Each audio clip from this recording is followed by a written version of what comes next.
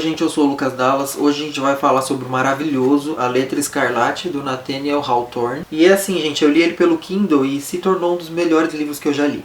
Eu acho que é o meu favorito. Até agora, eu tinha outros na frente. Esse daqui subiu em disparada pro número 1. Mas eu sou um pouco suspeito para falar dessa obra porque ela tem tudo que eu gosto num livro, tudo que eu gosto numa história. Ela tem a cidade de Salem, que eu amo. Ela tem romance, ela é gótica, ela é uma história gótica.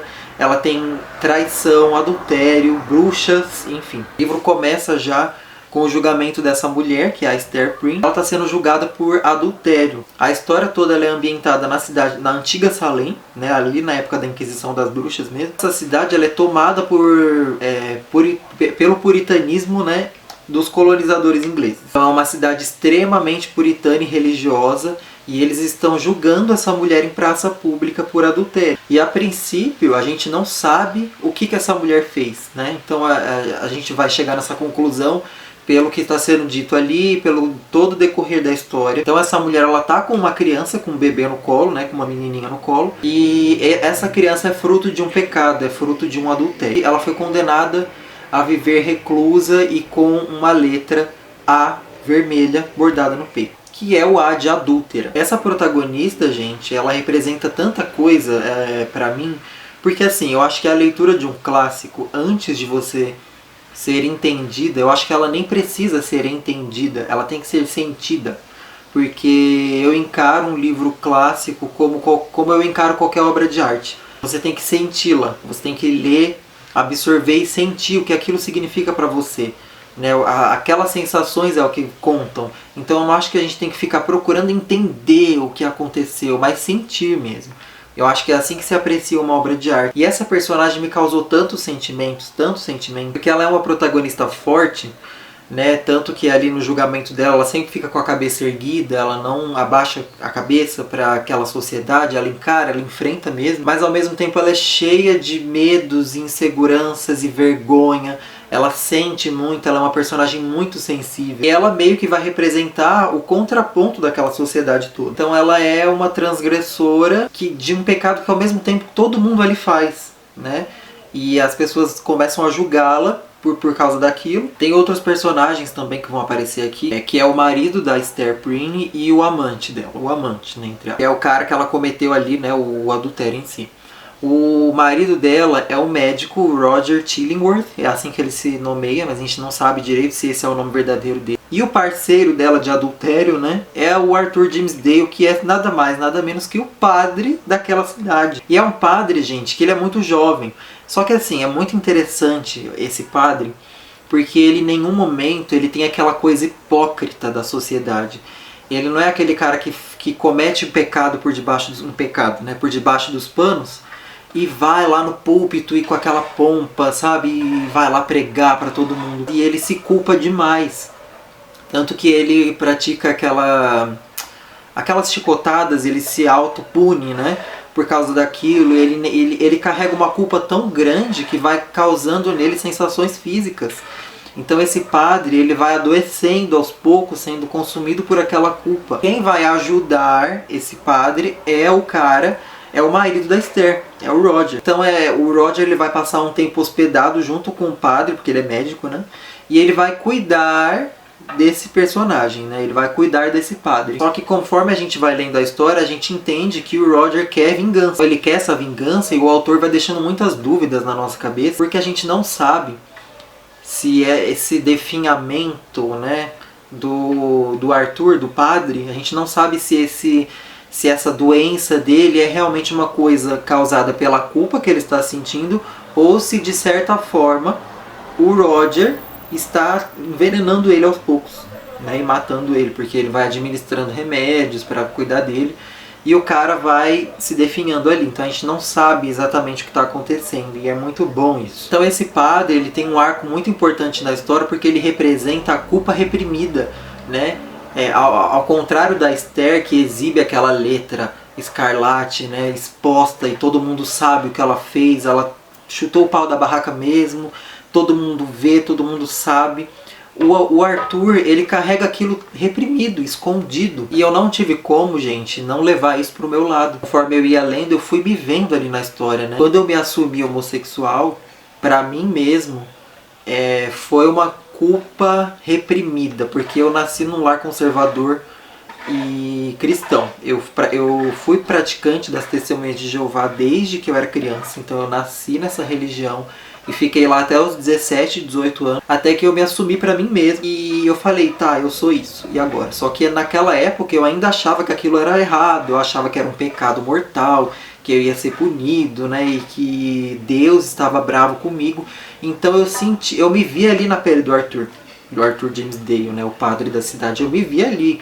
Era uma culpa que estava em mim, eu sabia o que eu tinha feito, né, e eu estava sendo consumido por aquilo. Só que quando você, no caso eu, né, quando eu assumi para a sociedade, né, quando eu assumi para os outros o que eu era, é como se ali eu tivesse bordando uma letra A em mim mesmo, né? No meu peito, uma letra escarlate. Então a letra escarlate, eu acho que ela vem muito mostrando isso. Então o fato da Esther sair por ali exibindo aquela marca, meio que expondo ela para todo mundo ver, ali eu também me vi, né? Exatamente no dia que eu saí do armário, né? No dia que eu me assumi para as pessoas, para a sociedade. Todo mundo sabia quem eu era. Todo mundo via ali, né, o que eu era, então era como se eu tivesse essa letra. Qualquer pessoa que guarda um segredo sobre si mesma, seja ela homossexual, o fato dela ter uma opinião diferente da dos pais, o fato dela querer ser uma pessoa que a sociedade não quer que ela seja, ou que a família dela não quer que ela seja. Se você quer expor um pensamento que é seu e não da sociedade, você precisa de coragem. A Esther, ela mostra o que você tem que fazer. Eu diria que esse livro ele é muito importante para quem quer sair do armário. E quando eu falo quer sair do armário, não é só na questão de uma homossexualidade reprimida, gente, mas sair do armário na questão de mostrar quem você é, né? Quem eu sou? O que eu preciso fazer para expressar opiniões que são minhas, que eu sei que são minhas? Seja elas políticas, seja sobre a vida, sobre trabalho, sobre tudo, gente, da sua vida. Quando você quer se mostrar o seu verdadeiro eu, você precisa de coragem de expor essa letra escarlate, mesmo que toda a sociedade esteja contra você. Tem até um momento muito interessante que ela vai conversar com o Arthur, né, o padre, e ele tá tão consumido por uma culpa reprimida que ele fala, né, ele desabafa com ela. Ele fala, sorte tem tu, né, que exibe a sua letra escarlate no peito, meio que orgulhosa, né, algo assim ele diz, né, porque é muito mais fácil você expor do que reprimir.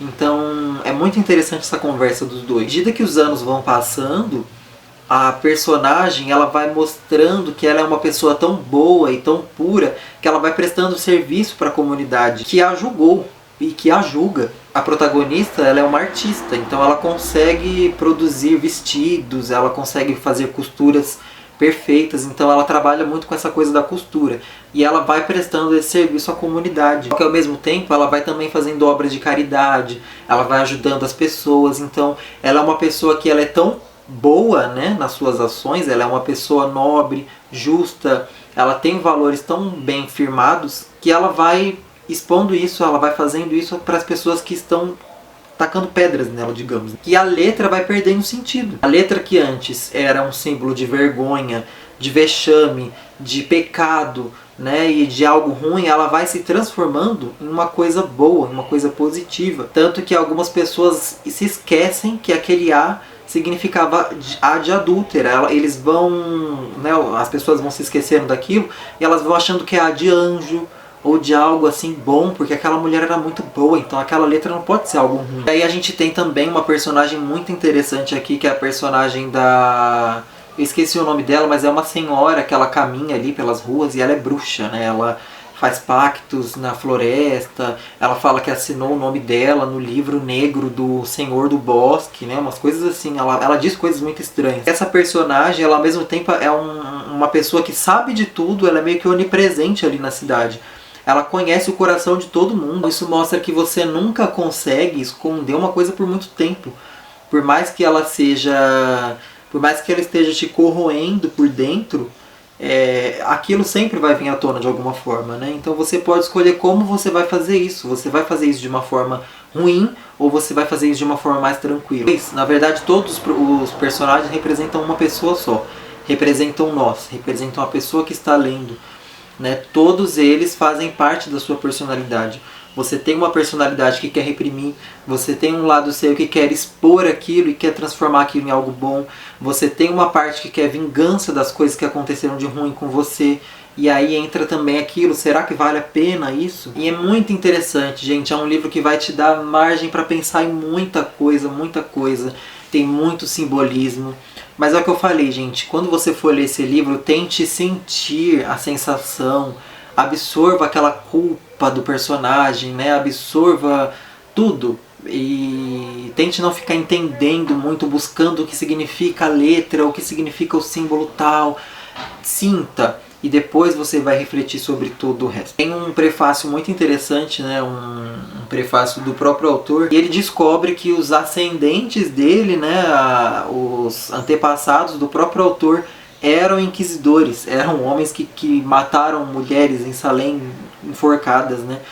Então ele meio que fala, ele diz, né? Ele dá a entender que ele escreveu esse livro como uma forma de se redimir desse passado sangrento da família dele que ele carrega no sangue, né? Bom, gente, então é isso. Eu espero que vocês tenham gostado. Eu tentei me expressar. Eu falei aqui, acho que eu não falei nem 2% do que eu queria ter comentado com vocês. Eu acho que esse é um livro digno de um grupo de leitura, de um clube do livro para ser discutido. Ele é um livro que traz muitos pontos. Eu acho que, como eu falei, eu li isso vendo pelo meu lado, né? Eu me enxerguei nesses personagens. Eu já passei pelo que eles passaram e eu passo até hoje. Principalmente eu passo até hoje o que a Esther Prynne passa, né? Passou com aquela letra ali escancarada e as pessoas olhavam para ela e julgavam, né? Então eu levei para o meu lado, mas quem for ler esse livro vai ter outro ponto de vista também, porque as pessoas não são iguais. Então essa é a beleza de um livro clássico maravilhoso. Todo livro clássico tem esse poder.